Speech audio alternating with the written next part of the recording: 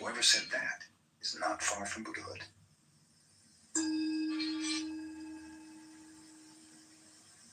Buddha told a parable in a sutra. A man traveling across a field encountered a tiger. He fled, the tiger after him. Coming to a precipice, he caught hold of the root of a wild vine and swung himself down over the edge. The tiger sniffed at him from above. Trembling, the man looked down to where, far below, another tiger was waiting to eat him. Only the vine sustained him.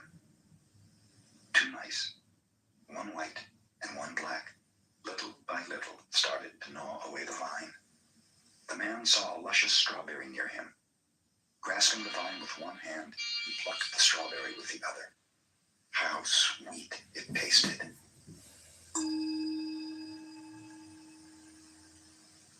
When one goes to Obaku Temple in Kyoto, he sees carved over the gate the words, "The First Principle."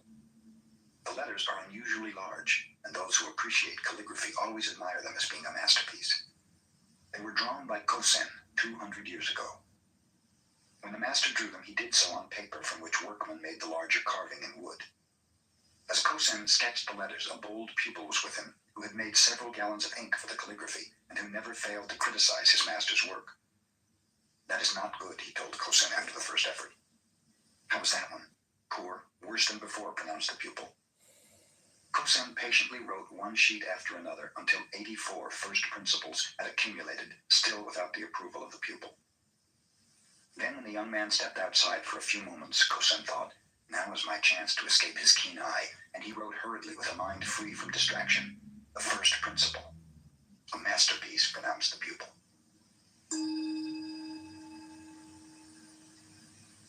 Jiun, a Shingon master, was a well-known Sanskrit scholar of the Tokugawa era. When he was young, he used to deliver lectures to his brother's students. His mother heard about this and wrote him a letter. "Son, I do not think you became a devotee of the Buddha because you desired to turn into a walking dictionary for others. There is no end to information and commentation, glory and honor. I wish you would stop this lecture business. Shut yourself up in a little temple in a remote part of the mountain. Devote your time to meditation, and in this way, attain true realization."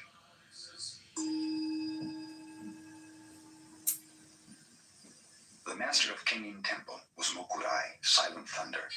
He had a little protege named Toyo, who was only 12 years old. Toyo saw the older disciples visit the master's room each morning and evening to receive instructions in sanzen, or personal guidance, in which they were given koans to stop mind wandering.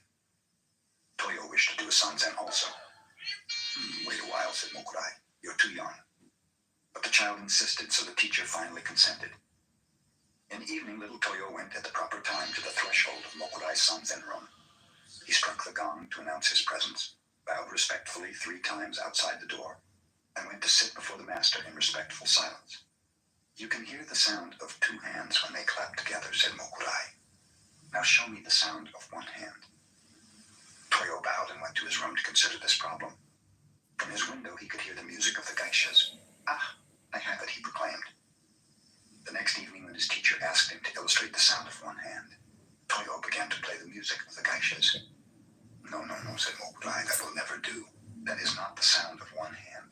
You've not got it at all." Thinking that such music might interrupt, Toyo moved his abode to a quiet place. He meditated again. What can the sound of 1 hand be? He happened to hear some water dripping. "I have it," imagined Toyo. When he next appeared before his teacher, Toyo imitated dripping water. "What is that?" asked Mokurai. "That is the sound of dripping water, but not the sound of 1 hand. Try again." In vain, Toyo meditated to hear the sound of 1 hand. He heard the sighing of the wind, but the sound was rejected. He heard the cry of an owl. This also was refused. The sound of 1 hand was not the locust. For more than 10 times, Toyo visited Mokurai with different sounds. All were wrong. For almost a year, he heard the sound. At last, little Toyo entered true meditation and transcended all sounds.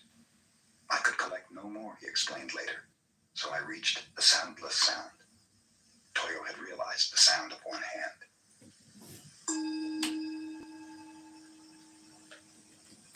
Soyen Shakun, the first Zen teacher to come to America, said, "My heart burns like fire, but my What is the sound of 1 hand clapping?" ashes." He made the following